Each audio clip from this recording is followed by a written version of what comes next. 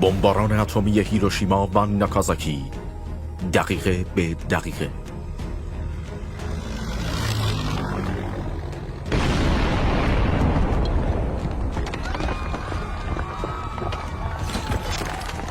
شش آگوست 1945 رأس ساعت 7:15 صبح، 60 دقیقه قبل از پرتاب بمب اتمی به هیروشیما.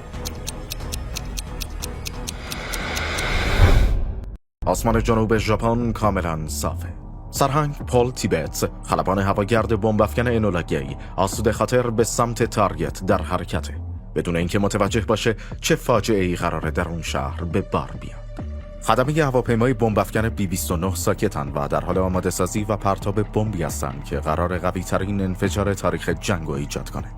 تیبتس میگه ما داریم به تارگتمون نزدیک میشیم، بمب آماده کنیم. کاپیتان ویلیام پارسانز در بخش بار در حال آماده سازی بمب اتم برای پرتابه. درست بعد از بلند شدن از زمین، آخرین قسمت بمب پسر کوچک رو هم سرهم میکنه. الان اون داره برای آخرین بار بررسی میکنه تا مطمئن بشه که بمب حتما در ارتفاع مناسب منفجر میشه.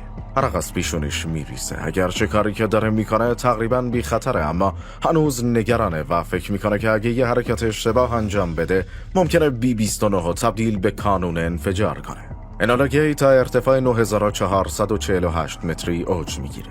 هرچقدر هواپیما بیشتر اوج بگیره، برای ترک کردن منطقه قبل از انفجار بمب زمان بیشتری خواهد داشت. اون منتظر اعلام وضعیت عادی از جانب 2 B-29 که انولا گی رو در این مأموریت همراهی میکنن. یکی از هواپیماها در حال دیده‌وری بر فراز اولین هدف یعنی هیروشیما است و اون یکی در حال نظارت بر فراز دومین اهداف یعنی کوکورا و ناکازاکی. با دریافت سیگنال صدای نویز رادیو در هواپیما شنیده میشه. آسمان بالای اولین هدف کاملا صافه. به سمت هدف اول برو. سرهنگ تیبتس جهت حرکت رو به سمت هیروشیما تنظیم میکنه. ساعت 8 صبح، 15 دقیقه قبل از پرتاب بمب اتمی به هیروشیما، سرهنگ تیبتس با خدمه پرواز صحبت میکنه. هدف در دیدرسه، آماده پرتاب بمب باشی. 12 خدمه پرواز آخرین دعاهاشونو کرده و به عزیزانشون فکر میکنن. این اولین باریه که یک بمب اتم از هواپیما پرتاب میشه. هنوز معلوم نیست که آیا قرار بمب به درستی کار کنه یا نه، و حتی از این موضوع که آیا قبل از انفجار زمان کافی برای رسوندن انولا گی به خارج از منطقه انفجار دارن اطمینان ندارن. این ممکنه آخرین باری باشه که هر کدوم از خدمه فرصت به خاطر آوردن خانواده و دوستان رو داشته باشن. تیبتس هواپیما رو به سمت نقطه برخورد حرکت میده. 8:12 صبح، 2 دقیقه قبل از پرتاب بمب اتمی به هیروشیما. تیبتس میگه دستور رو به تو منتقل میکنن فربی. سرگرد توماس فربی، بمب افکن انولا گی، جلوی هواپیما نشسته. اون میتونه از طریق شیشه دماغی هواپیما شهر هیروشیما رو اون پایین ببینه. اون با دقت به رادار پرتاب بمب نگاه میکنه. تنظیمات جزئی که باید انجام بشن رو با فریاد اعلام میکنه. سرهنگ تیبتس تنظیمات رو طبق گفته های فربی انجام میده و نفس عمیقی میکشه. 1 ثانیه بعد عملیات بمباران آغاز میشه. هدف اون پل آیویی در مرکز شهر بود. تیبتس با مخابره رادیویی اعلام میکنه همه عینک‌های پروازتون رو روی چشمتون بذارید. فربی بمب آماده پرتاب و برای آخرین بار از دوربین به هدف نگاه کرد. 8:15 صبح، بمب اتمی به هیروشیما پرتاب شد. فربی از هدستش داد زد بمب رها شد. در به محفظه نگهداری بمب هواپیمای انولا گی باز شده و بمب پسر کوچک به پایین پرتاب میشه. پل تیبتس تمام تمرکزش رو برای این مسئله گذاشته که از موج انفجار جان سالم به در ببرن. با سرعت هرچه تمامتر میپیچه. کار باید سریع انجام بشه. با هر تیک ساعت انفجار بمب اتم نزدیک و نزدیکتر میشه. تیبتس دندوناشو به هم فشار میده و میخواد که انولا گی سریعتر حرکت کنه. 30 ثانیه تا انفجار وقت است. خدمه هواپیما همدیگر رو بغل کردن. 15 ثانیه تا انفجار. گروهبان بابکران، مسئول تیراندازی انتهای هواگرد انولا گی، با دقت از پشت عینک مخصوصش نگاه میکنه. اون تنها عضو از خدمه است که میتونه انفجار ابتدایی رو ببینه. مطمئناً این افتخاری نیست که کران تمایل به کسبش داشته باشه. 3، 2، 1. بزرگی دیده شد.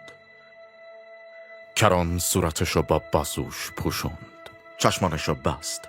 وقتی اونها رو باز کرد، چیزی که میدید باور نکردنی بود. کران از طریق مخابره رادیویی گفت: درست مثل گدازی جهنم میمونه. سکوت غمگینی در جریانه.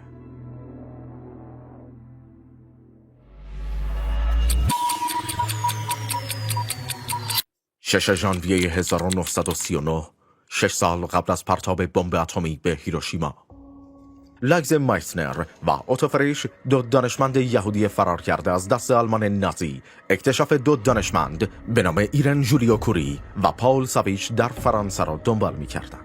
اونا فهمیدن که بمباران اورانیوم با نوترون میتونه باعث تغییری بشه که پتانسیل داره انرژی بسیار زیادی آزاد کنه.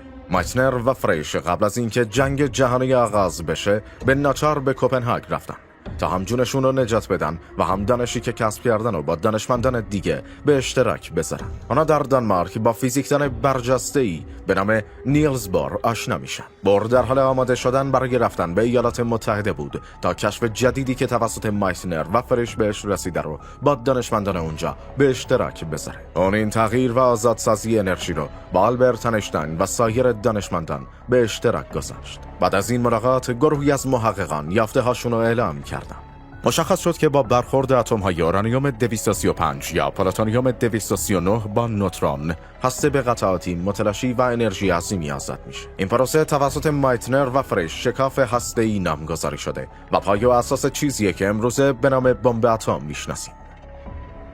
ژوئن 1940، 5 سال قبل از پرتاب بمب اتمی به هیروشیما، انریکو فرمی در کلاس دانشگاه در حالی که دارن پیپ میکشن به نیلز بور میگه: آیا نوترون های آزاد که در اثر شکاف به وجود اومدن میتونن یک واکنش زنجیره‌ای رو آغاز و مقدار زیادی انرژی آزاد کنن؟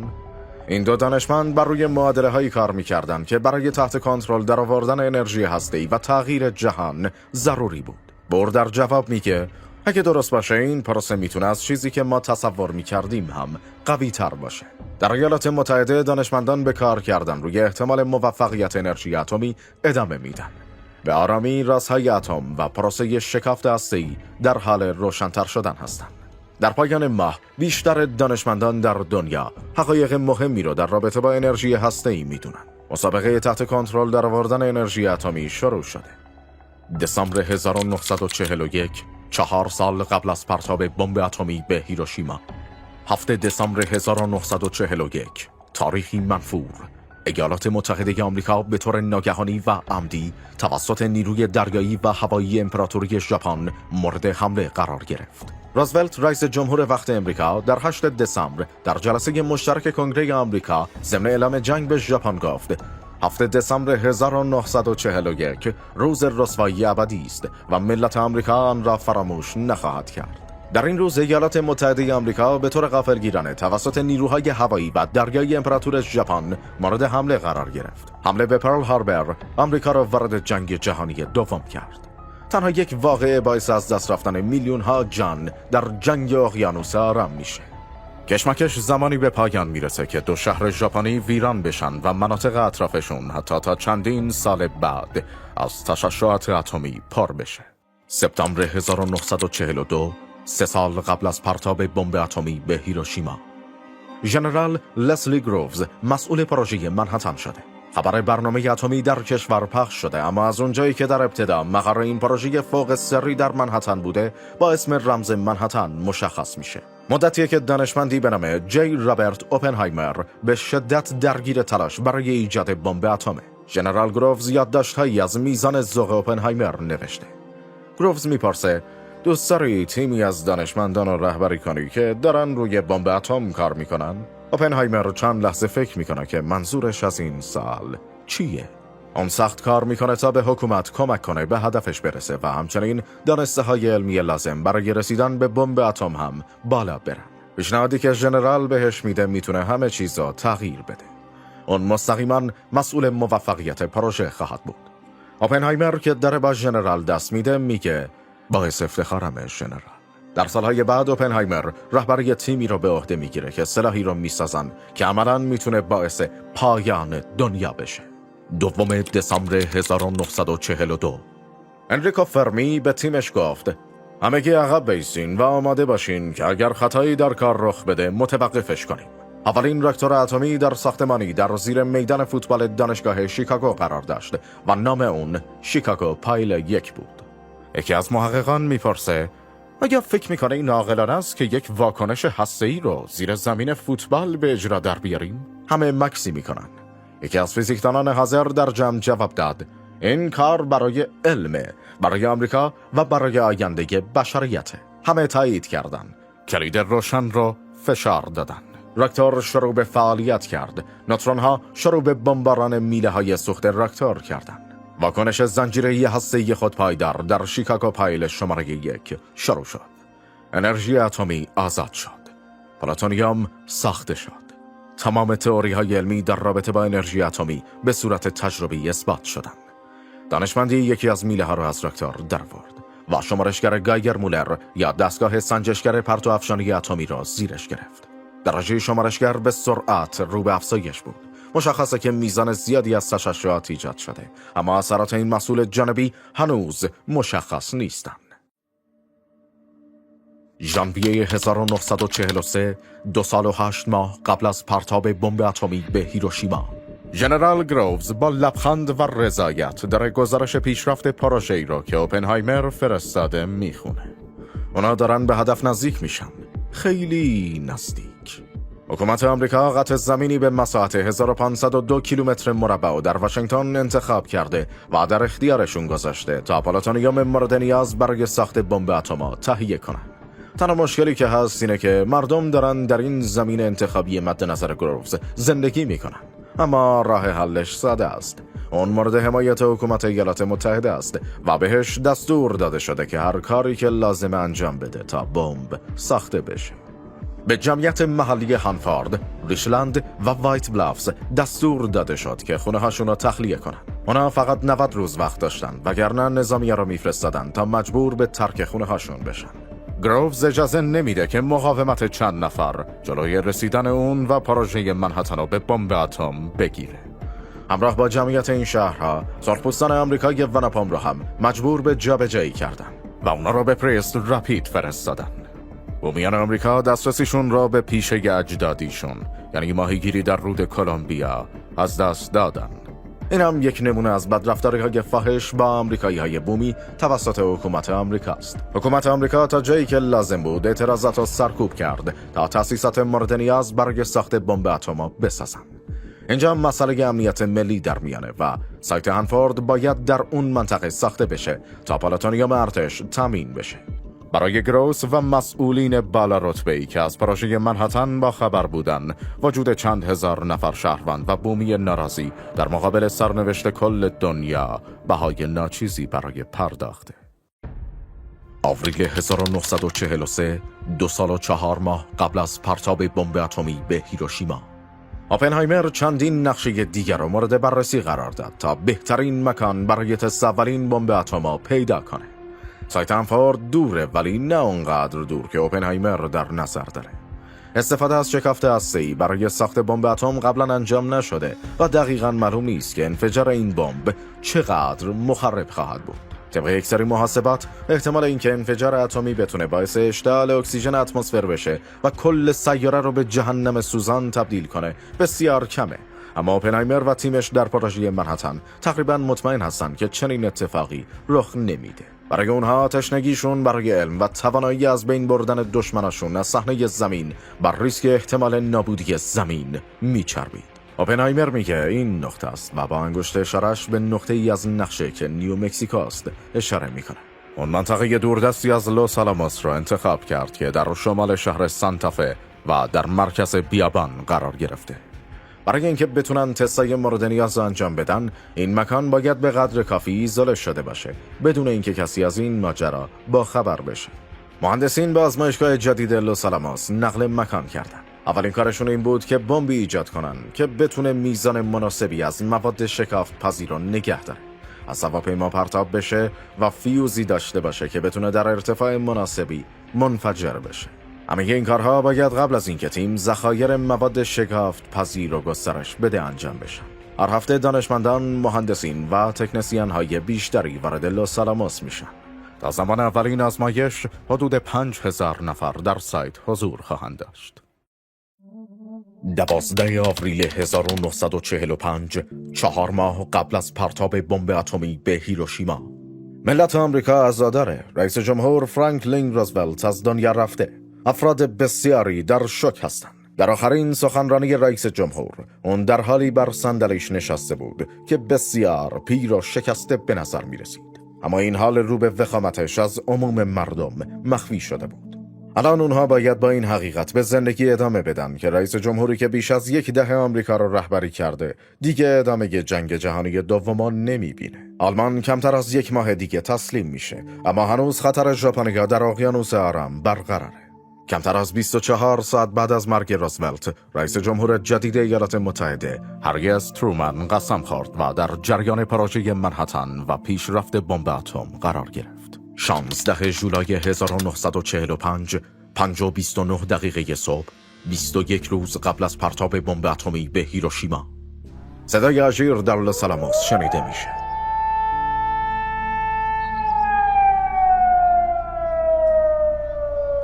تست ترینیتی قرار انجام بشه.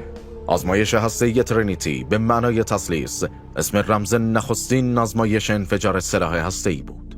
گجت نام اولین بمب پلوتونیومی دنیاست که در آلاماگوردا در نیومکسیکو منفجر میشه. اوپنهایمر به ساعتش نگاهی انداخت. آزمایش 45 ثانیه دیگه شروع میشه. وقتی تایمر 0 بشه، اولین بمب اتم در دنیا منفجر میشه که بزرگترین انفجار ایجاد شده به دست بشره و احتمال داره سیاره رو نابود کنه. 30 ثانیه تا انفجار. افراد بالارتبه نظامی، دانشمندان و مهندسین در فاصله ایمن حدود 8 تا 16 کیلومتر دورتر گرد هم اومده بودن. به اونها دستور داده شده که بر روی زمین روی شکمشون دراز بکشن و سرشون به دور از بمب باشه. همه افراد حاضر بر روی زمین دراز کشیدن، عینک ایمنیشون رو پوشیدن و منتظر شدن تا شمارش معکوس به 0 برسه. این لحظه‌ایه که همشون منتظرش بودن. اگه تست موفقیت آمیز باشه، ایالات متحده قوی ترین سلاح دنیا را خواهد داشت. 15 ثانیه تا انفجار. آسمون تاریکه، بارون روی شنهای خشک بیابون میخوره. رعد و برق آسمان دور دست و روشن میکنه. بهترین روز برای تست کردن این سلاح آخر زمانیه. گجت در رأس ساعت 5:29 و 45 ثانیه منفجر شد. نور کور کننده‌ای نوک کوههای 16 کیلومتر دورتر رو روشن کرده. برای لحظه‌ای همه جا ساکت بود و بعد صدای کر کننده انفجار به گوش رسید. بعد از چند ثانیه شاهدان به سمت نقطه 0 برگشتن. یک ابر عظیم قارچ مانند تا 12192 متر به سمت آسمان بالا رفت. این آزمایش باعث شد تا برج فولادی زیر بمب به کل ناپدید بشه. الان فقط گودالی در محل انفجار تشکیل شده و یک ماده معدنی شبه بلوری به رنگ یشمی سطح اونو پوشونده. این ماده را بعدها ترینیتیت نامیدن. مردمی که تا 80 کیلومتر دورتر بودن هم میگفتن انفجار را دیدن. شهروندان به مسئولان زیربط زنگ زدن که بدونن در بیابون چه اتفاقی رخ داده. پنجره خانه‌های 201 کیلومتر دورتر ترک خوردن. شهروندان گلوب در نیومکسیکو 290 کیلومتر دورتر از منطقه بمباران آلاماگوردا گفتن که لرزش زمین رو حس کردن. بعد از مدتی حکومت بیانیه کوتاهی رو به مطبوعات ارائه و برای انفجار بزرگ و پدیده‌های مرتبط با اون دلایلی را شرح داد. انبار مهمات در نقطه‌ای دوردست که شامل میزان قابل توجهی از مواد منفجره بود منفجر شد، اما هیچ گونه خطر جانی به همراه نداشت. البته واضح بود که این یک دروغه، اما حکومت اجازه نمیداد که کسی بفهمه چه اتفاقی در لس آلاموس رخ داده. بمب اتم باید تا لحظه‌ای که ارتش آمریکا آمادگی داشته باشه تا قدرتشو به رخ دشمنانش بکشه مخفی باقی میموند. اوپنهایمر در حالی که متعجب بود به خرابی که این سلاح به جا گذاشته بود نگاه و به نقش خودش در ساخت اون فکر کرد. بعد نقل قولی از یک متن هندو رو به یاد آورد. من به مرگ نابود کننده دنیاها تبدیل شدم. ابر قارچی به بزرگتر شدن ادامه میداد. 16 جولای عصر، افسران بلند مرتبه نظامی بیانیه‌ای دریافت کردند که در اون به این موضوع اشاره شده بود که تست بمب اتم در لس آلاموس موفقیت‌آمیز بوده. سلاح همون چیزی بوده که اونا انتظار داشتن و حتی بیشتر از حد انتظارشون هم بود. رهبران نظامی به وقایع اقیانوس آرام فکر می‌کردن. ژاپن تسلیم نمیشه. به نظر میرسه که تنها راه برای خاتمه جنگ حمله به خود جزیره است. تخمین زده شده که این حمله باعث بشه آمریکا 1.7 تا 4 میلیون تلفات بده. این مقدار زیادی، اما تنها راه برای تسلیم کردن امپراتوری ژاپنه. حالا یک گزینه دیگه هم وجود داره. ایالات متحده میتونه از جدیدترین و قوی‌ترین سلاحش رونمایی کنه تا ژاپن مجبور به تسلیم بشه. دستور به پایگاه نظامی در ساحل غربی که قطعات لازم برای ساخت چند بمب اتمی را در تسلیحات ذخیره دارن داده شد. اونا شروع به ارسال قطعات بمب اتم به جزیره‌ای کردن که فاصله زیادی با ژاپن داره.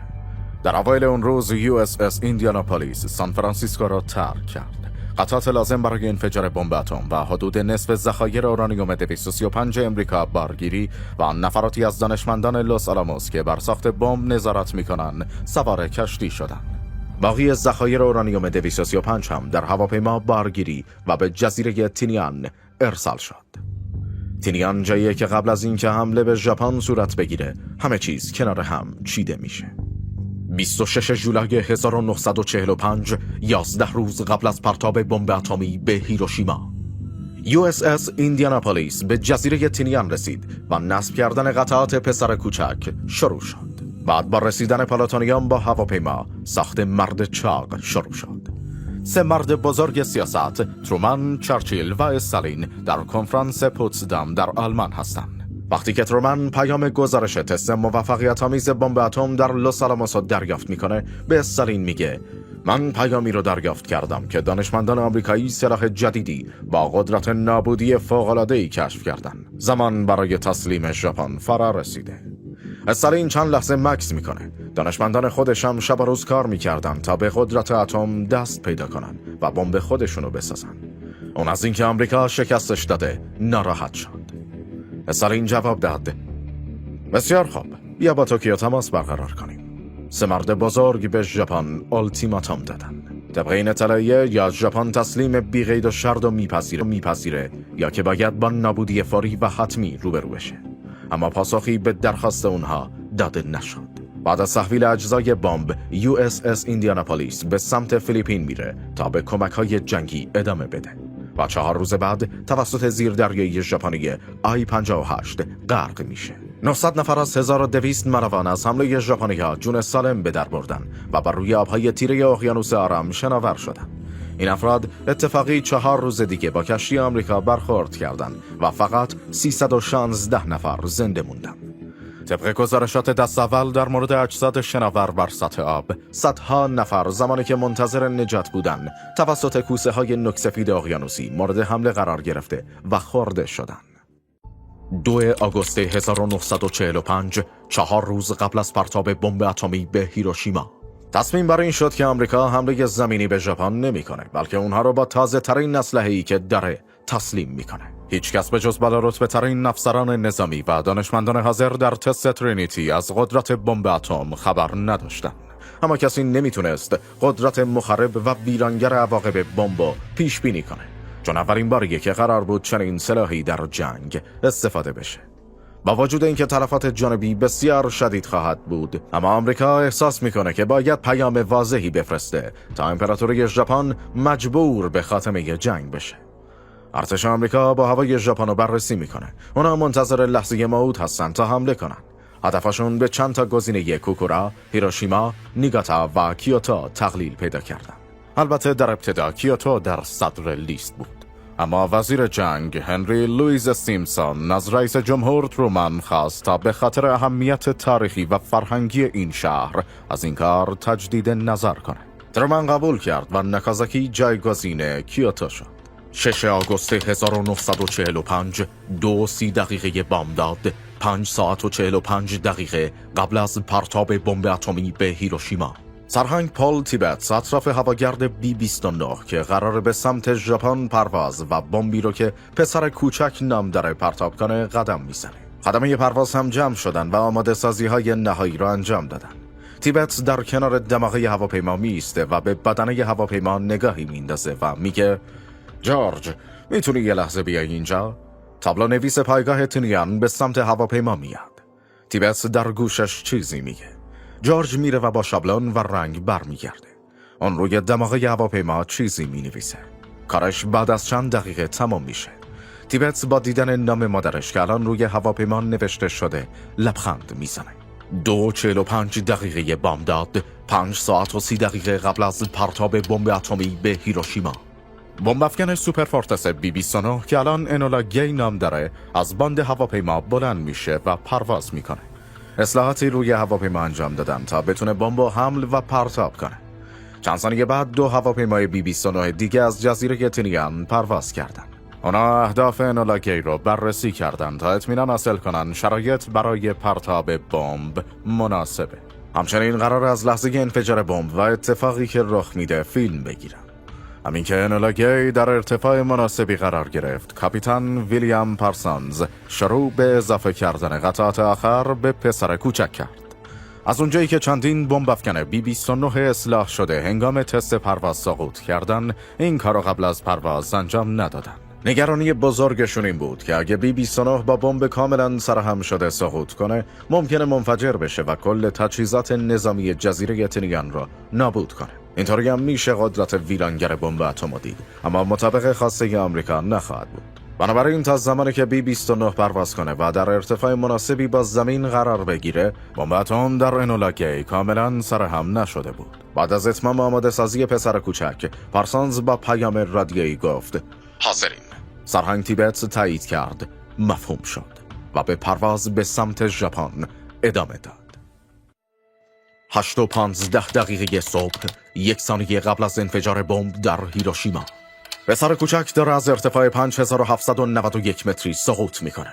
بمب اتم مستقیما در مقابل بیمارستان شیما در هیروشیما منفجر میشه. وقتی بمب منفجر میشه، دما درست در نقطه زیر انفجار به حدود 7000 درجه سلسیوس میرسه. همه چیز در اطراف انفجار فوراً خاکستر شد. آدمها، وسایل نقلیه و ساختمانها، یعنی هر ساختمانی در شعاع امواج انفجار، چیزی حدود 2/3 شهر ویران شد. از بین 343,000 افراد ساکن در هیروشیما، حدود 70,000 نفر همون لحظه کشته شدند. 30,000 نفر هم در سال اول بر اثر تشعشعات رادیواکتیو و سوختگی‌های شدید حاصل از این انفجار وحشتناک جان خود را از دست دادند. تنها اثری که از کسانی که به کانون انفجار نزدیک بودن موند، سایه اتمی اونهاست که بر روی سنگ‌های هیروشیما حک شده. گرمای تولید شده توسط انفجار به قدری شدیده که به سادگی از درون بدن انسان عبور و سایه‌هایی را ایجاد میکنه. انولا گی در حالی که با موج انفجار بمب اتم به لرزه در اومده، میخواد با سرعت از اونجا پرواز کنه و دور بشه. تیبت فریاد زد محکم به چیزی تکیه بدین. خدمه محکم سر جاشون نشستن. اگه کمربند ایمنی رو نمیبستن، حتما مثل پینبال در اطراف هواپیما پرتاب میشدن. تیبت کنترل هواپیما رو به دست گرفت. چند ثانیه بعد هوا دوباره آروم شده بود. تیبت سرصفا گرفت و به سمت جزیره تینیان پرواز کرد. 8:18 صبح، 3 دقیقه بعد از انفجار بمب در هیروشیما، ابر قارچی حاصل از انفجار بالا و بالاتر میره و به 12,192 متر بالای زمین میرسه. کمتر از 2% از اورانیوم موجود در پسر کوچک به شکافت هسته‌ای رسید، اما با این وجود نابودی که حاصل شد اصلاً قابل باور نبود.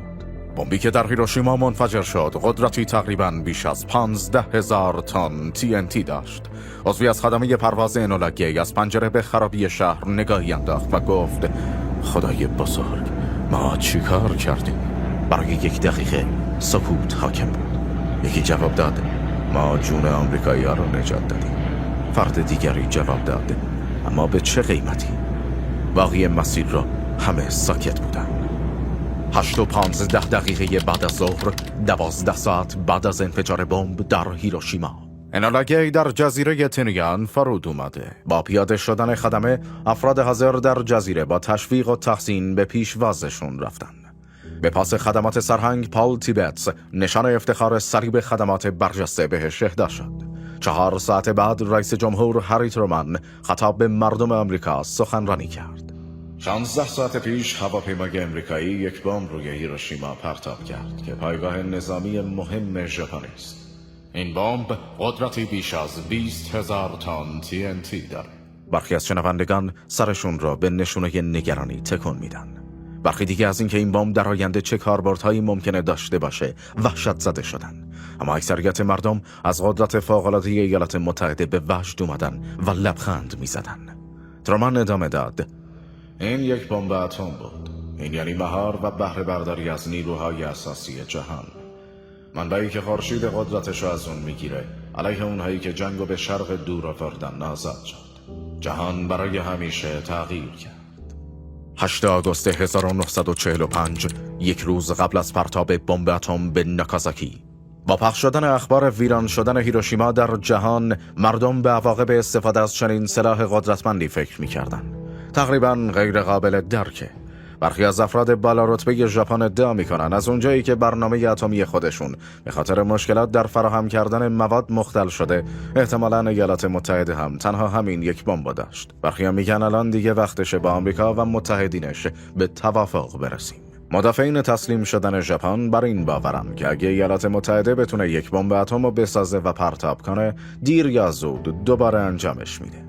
در همین هنگام جماهیر شوروی هم میخواد علیه ژاپن اعلان جنگ کنه. برخی از افسران ژاپن امیدوارن که استالین مایل باشه بین آمریکا و ژاپن وساطت کنه. اما قبل از اینکه اصلاً چنین اتفاقی رخ بده، شوروی به ژاپن اطلاع میده که وارد جنگ شده. نیروهای شوروی به سمت منچوری و جزیره ساخالین یورش بردن. ژاپن هیچ کمکی از جماهیر شوروی دریافت نخواهد کرد. آنها تنها باید در انتظار مرگ و نابودی باشند. 9 آگوست 1945، 3:47 دقیقه صبح، 10 ساعت و 15 دقیقه قبل از پرتاب بمب اتم به ناکازاکی. ایالات متحده هنوز یک کلمه هم در مورد تسلیم شدن ژاپن نشنیده. ورود شوروی به جبهه جنگ اقیانوس آرام باعث شد که دولت آمریکا مصمم بشه هرچه سریعتر جنگو به نفع خودش و بدون مشارکت شوروی خاتمه بده. باکسکار، بمب افکن B-29 که حامل بمب اتم مرد چاق بود، از جزیره تینیان برخاست و به سمت ژاپن پرواز کرد. سرگرد چارلز سوینی فرمانده عملیاته. بمبی که باکسکار حمل میکنه از بمبی که در هیروشیما پرتاب شده قوی تره. سوخت اون از پلاتونیومه و شبیه به بمبیه که در آزمایش ترینیتی در محدوده بمباران آلاماگوردا منفجر شد. هنگام از زمین بلند شدن هواپیما، سوینی کاملا مراقبه. برخلاف بمب پسر کوچک، مرد چاق کاملا آماده پرتابه. 2 هواپیمای B-29 دارن باکستر رو در مأموریتش همراهی میکنن تا شرایط ارزیابی و اطمینان حاصل کنن که اهداف قابل رؤیت هستن. در ابتدای مأموریت بر اساس گزارش هواشناسی، دید مناسبی برای هدفگیری بر فراز کوکورا وجود داشت و همین خاطر سوینی هواپیما را به سمت این مقصد هدایت کرد. 9:45 دقیقه صبح، 1 ساعت و 17 دقیقه قبل از پرتاب بمب اتم به ناگازاکی. سوینی با مخابره رادیویی میگه: من نمیتونم چیزی ببینم. آسمان شهر با دود و غبار پر شده. نمیشه هدفو پیدا کرد. این اتفاق ممکنه به خاطر بمباران در شهر اطراف یاهاتا در شب قبل رخ داده باشه. در دور دوم هم شهر هنوز پوشیده از مه و ابره. سوینی گفت: هیچ راهی نیست که بشه فهمید هدف کجاست و کی باید بمبو پرتاب کرد. سوینی ادامه داد: کسی چیزی میبینه؟ اون به این امید که شکافی در ابرهای آسمان پیدا بشه یک دور دیگه میزنه. هدف بمباران صنایع گسترده نظامی و اسلحه سازیه که ژاپنی‌ها سخت برای دفاع از کشورشون بسیار بهشون نیاز دارن. انتخاب این هدف قابل درکه، اما اگه خدمه پرواز باکسکار نتونن پیداش کنن، ممکنه اشتباهی قسمت دیگه ای از شهر رو بزنن و انبار اسلحه بدون آسیب باقی بمونه. سوینی سوخت هواپیما رو چک میکنه. تقریباً 45 دقیقه است که دارن بالای شهر رو دور میزنن. ابرها کنار نمیرن. زمان داره میگذره. سوینی با مخابره رادیویی گفت: از بمباران این منطقه صرف نظر کردم. سکوت در هواپیما حاکمه و اعضای گروه منتظرن که سرگرد تصمیم بعدی رو بگیره. اون میگه: به سمت هدف دوم حرکت میکنیم. آماده پرتاب بمب به سمت ناگازاکی باشین. 10:58 دقیقه صبح، 4 دقیقه قبل از پرتاب بمب اتم به ناگازاکی. سوینی بلند گفت: لعنتی، ابرایی که اینجا رو پوشوندن بدتر از کوکور است. از پنجره اتاقک خلبان بیرون رو نگاه کرد تا بتونه جایی رو شناسایی کنه. کاپیتان کرمیت بیهان که به عنوان بمب افکن در این مأموریت کار میکرد، از دوربین نگاه میکنه تا بتونه هدف رو پیدا کنه. سوینی میپرسه: بیهان چیزی میبینی؟ کرمیت بیهان جواب میده: سرگارد، شرایط خیلی بده، تنها چیزی که میبینم ابره. سوینی دوباره سوخت هواپیما رو چک کرد. فکر میکنه نمیتونن از پسش بر بیان. بیهان میگه: سرگارد، چیزی پیدا کردم. ابرا در قسمت شمالی شهر یکم کنار رفتن. هدفی که واسش برنامه ریخته بودن نیست، اما به قدر کافی نزدیکه و بمب میتونه اونجا رو هم نابود کنه. سوینی داد میزنه: بندازش. 11:02 صبح بمب اتم در ناگازاکی فرود میاد. مرد چاق در ارتفاع 502 متری پرتاب و مکانیزم انفجار شروع میشه. این نوع بمب اتم باعث انفجار بزرگتری نسبت به پسر کوچک شد. مرد چاق با قدرتی برابر با 21,000 تن TNT منفجر میشه.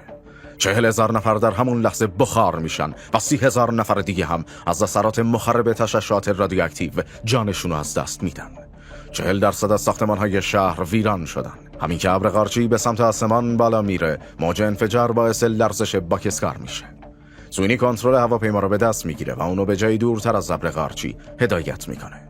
اون با دیدن میزان سوخت هواپیما عرق از پیشونیش پاک میکنه و میگه سوخت به اندازه‌ای نیست که بتونیم به تینیان برگردیم. به نقشه نگاهی میندازه و فکر میکنه که بهترین راه اینه که به اوکیناوا در جنوب ژاپن برن. این جزیره تحت کنترل آمریکاست و اگه بتونن به اونجا برسن، اونجا جای امنی برای فرود اومدنه.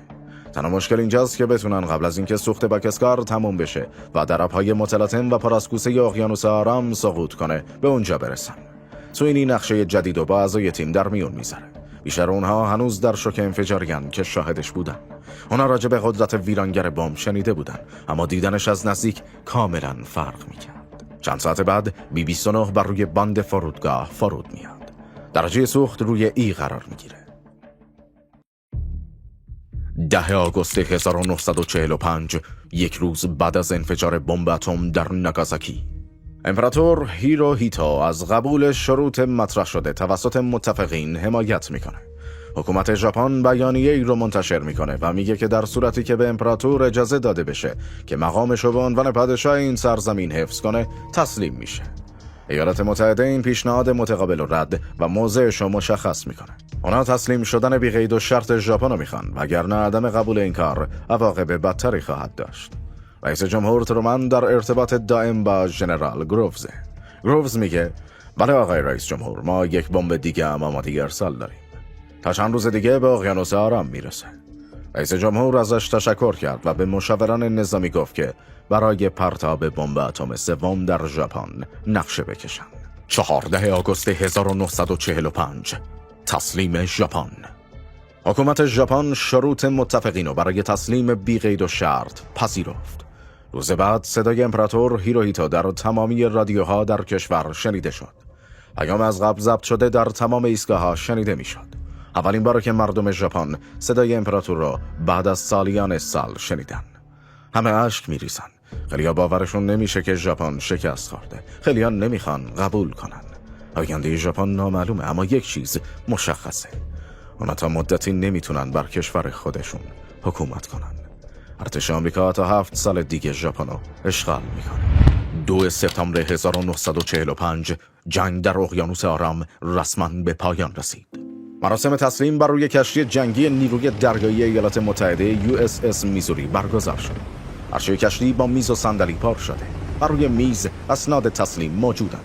وزیر امور خارجه مامورو شیگمیتسو و ژنرال یوشیجیرو اومزو به میز نزدیک میشن. افسرها و ملوانان آمریکایی در حال تماشا هستند. ژاپن رسما اسناد تسلیم رو امضا میکنه. جنگ جهانی دوم به پایان رسید.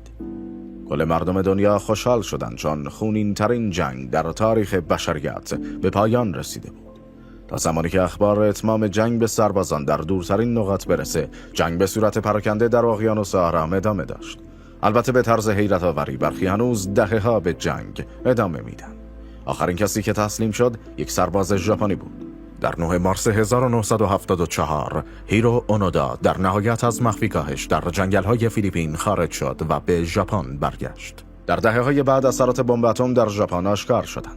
هزاران نفر از مسمومیت تشعشعات رنج می‌کشند. افراد بیشماری از سرطان خواهند مرد. آلودگی خاک و آب تا سالها ادامه خواهد داشت. بحث درباره اخلاقی بودن بمباران هسته‌ای شهرهای هیروشیما و ناگازاکی و همچنین خطرات تسلیحات هسته‌ای تا به امروز همچنان ادامه داره. عده‌ای بر این باورند که آمریکا مجبور بود از بمب اتم استفاده کنه تا ژاپن مجبور به تسلیم بشه و حمله زمینی به ژاپن باعث کشتار و ویرانی بیشتری نسبت به بمب اتم میشد. گروه دیگه‌ای بر این باورند که آمریکا زنان، مردان و کودکان بیگناه و قتل عام کرد و به نظرشون استفاده از بمب اتم یک بی‌مسئولیتی بود. فارغ از اینکه حق با کدوم طرفه، هیروشیما و ناگازاکی تنها شهرهایی هستند که هدف 2 بمب اتمی قرار گرفتند. شاید قربانی شدن مردم بیگناه این شهرها از هولوکاست اتمی در جنگ‌های آینده جلوگیری کنه.